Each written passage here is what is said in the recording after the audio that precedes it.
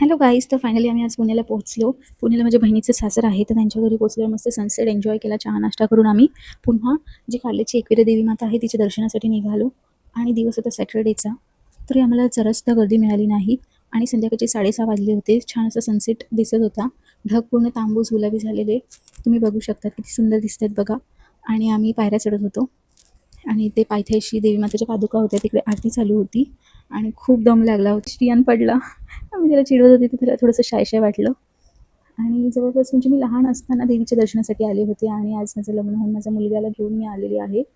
तर खूप छान वाटतंय आणि फायनली आम्ही पोहोचलो.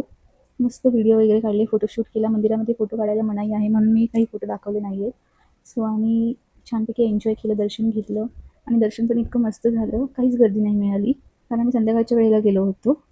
तर छानपैकी देवीमातेचं दर्शन घेतलं आणि देवीचं जे मूळ रूप आहे, म्हणजे मुखवटा न लावता त्या रूपामध्ये देवीचं दर्शन घेता आलं. खूप भाग्यच वाटलं आमचं.